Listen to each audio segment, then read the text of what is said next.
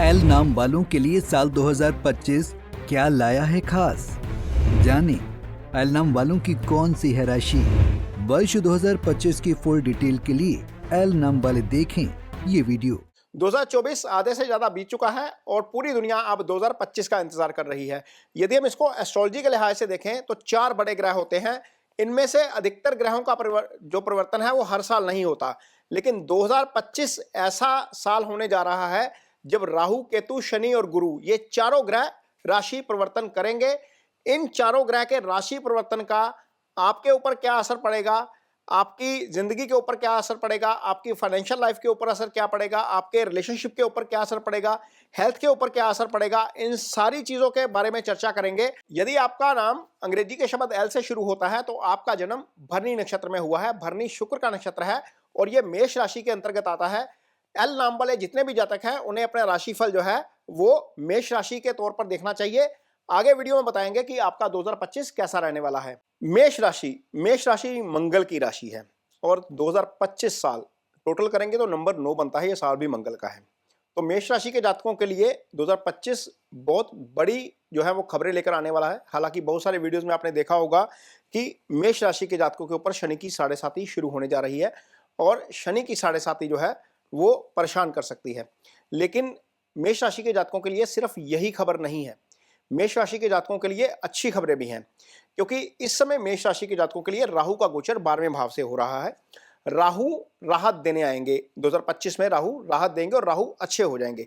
हालांकि शनि जरूर खराब हो जाएंगे, लेकिन राहु का प्लेसमेंट काफी अच्छा हो जाएगा। राहु 11वें भाव में आ जाएंगे।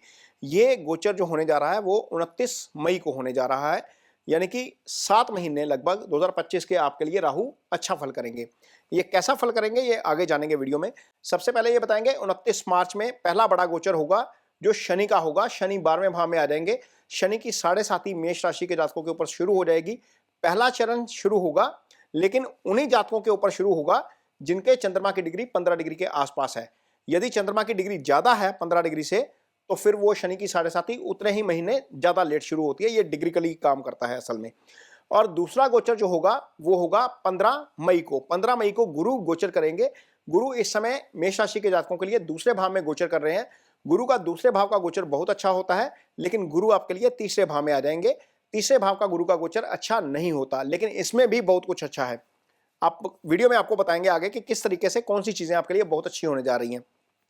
तो सबसे पहले इस वीडियो में आपके सामने जो चार्ट नजर आ रहा है वो चार्ट देखिए।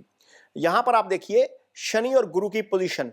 शनि आपकी कुंडली में 12वें भाव में गोचर कर रहे हैं। शनि की दशम दृष्टि जा रही है आपके 9वें भाव के ऊपर। 9वां भाव आपका भाग्यस्थान होता है।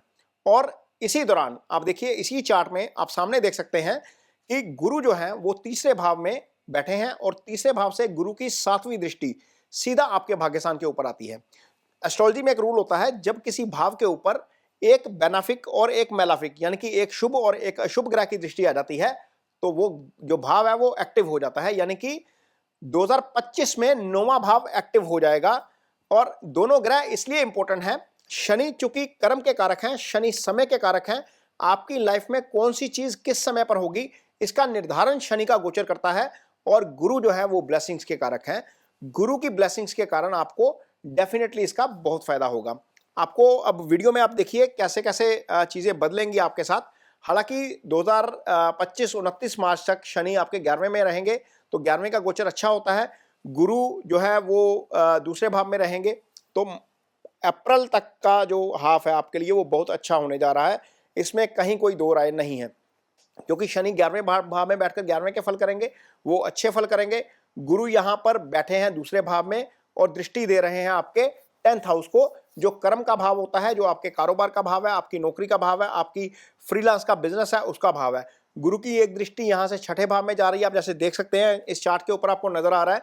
तो ये जो है वो हेल्थ के मामले में आपको थोड़ा सा लकी रहेंगे आप इस साल के पहले 4 महीनों के दौरान। लेकिन 4 महीने के बाद जैसे ही शनि जो है वो 12वें भाव में एक्टिव होंगे, हालांकि आते ही एक्टिव नहीं हो जाएंगे, शनि को थोड़ा सा समय लगता है, शनि मंदगामी ग्रह हैं, वो 6ठे भाव को दृष्टि देना शुरू करेंगे। यहां से थोड़ी सी आपको चुनौतियां पैदा हो सकती हैं। 6ठा भाव क्या होता है? 6ठा भाव रोग का भाव होता है, ऋण का भाव होता है, शत्रु का भाव होता है।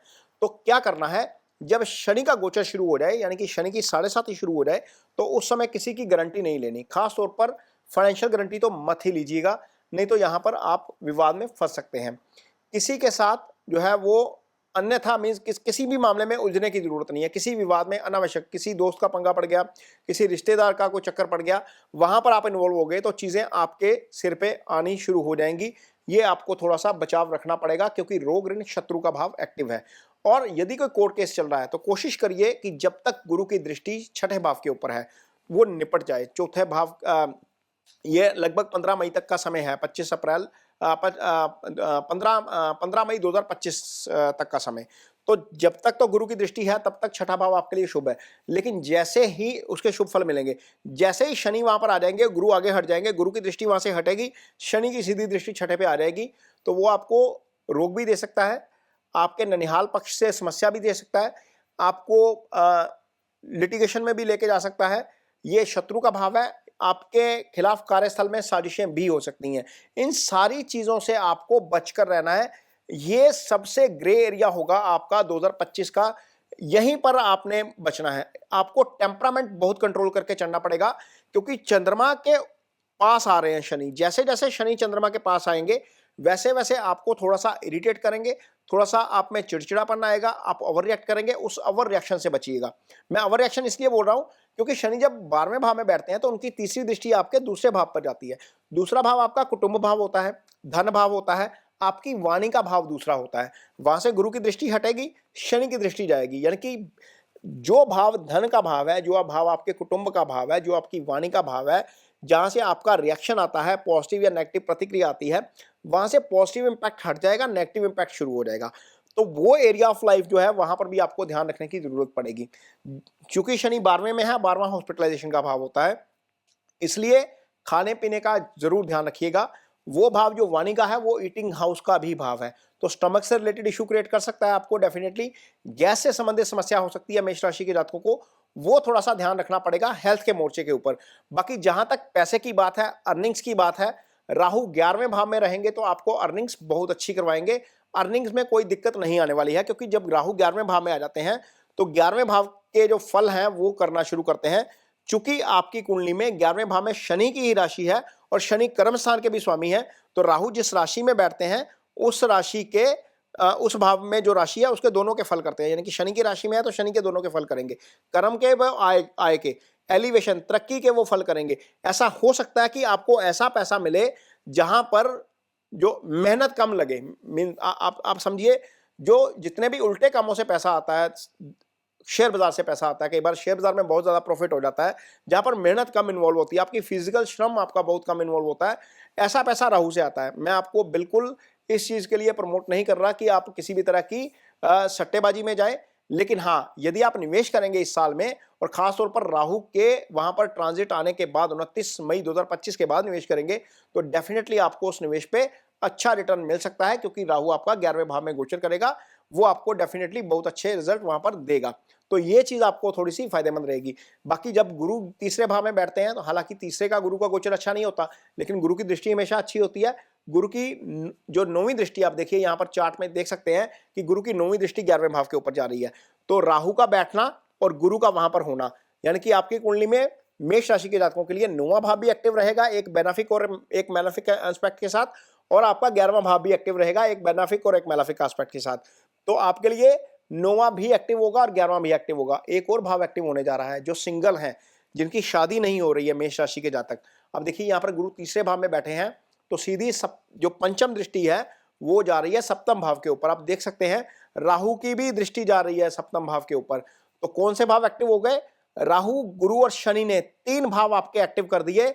शादी का भाव एक्टिव कर दिया, वो पार्टनरशिप का भी भाव है वो भी एक्टिव, भाग्यस्थान एक्टिव कर दिया, 11th हाउस एक्टिव कर दिया।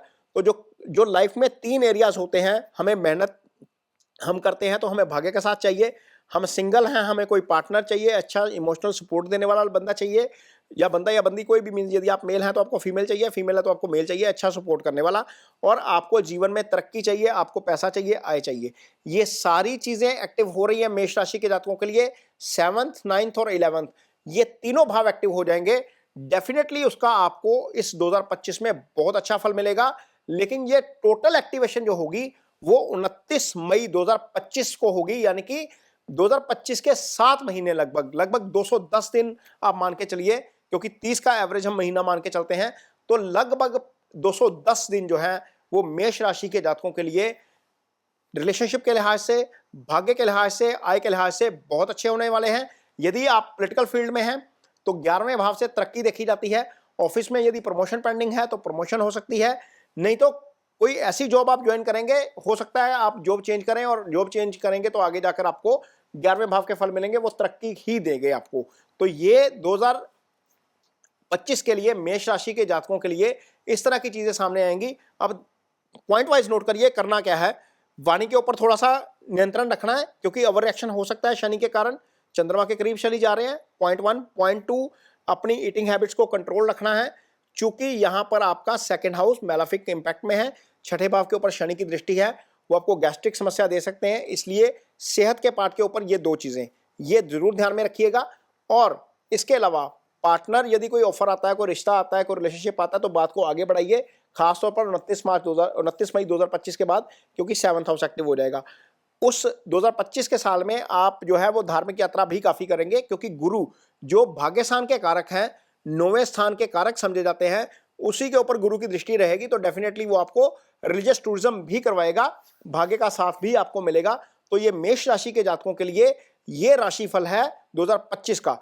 मेष राशि के अधिकतर जातकों के ऊपर इस समय या तो चंद्रमा की महादशा चल रही है या मंगल की महादशा चल रही है। कुछ जो जातक 40 के पार के हैं उनके ऊपर राहु भी चल रहा है। तो इन 3 प्लैनेट्स के रेमेडीज आप जरूर करिए, 2025 में आपको डेफिनेटली करने चाहिए। चंद्रमा की रेमेडी के तौर पर आप जो है वो कोई सफेद चीजों का दान कर सकते हैं सोमवार के दिन, या फिर आप सोमवार के दिन शिवलिंग के ऊपर जो है वो कच्ची लस्सी चढ़ा सकते हैं। इसके अलावा मंगल की रेमेडी के तौर के ऊपर आप जो है वो मंगलवार के दिन कोई लाल चीजों का दान कर सकते हैं। और राहु की रेमेडी के तौर पर आप जो है वो एक पेड़ लगा सकते हैं, पीपल का पेड़ लगाइए, आपको डेफिनेटली राहु के बहुत अच्छे फल मिलेंगे। बाकी मंगल की और भी रेमेडीज हैं, ओम अंग अंगारकाय नमः का जप भी कर सकते हैं, और इसके अलावा आप मूंगा भी धारण कर सकते हैं। ये डिपेंड करेगा कि आपकी कुंडली में मंगल की पोजीशन क्या है। यदि छठे, 8वें, 12वें में है तो नहीं धारण करना चाहिए स्टोन, अदरवाइज आप वो मूंगा भी धारण कर सकते हैं। तो ये कुछ रेमेडीज भी हैं जाते जाते आपके लिए। 2025 जो है वो आपका बहुत अच्छा रहे। इसी शुभ कामना के साथ मुझे दीजिए इजाजत। नमस्कार।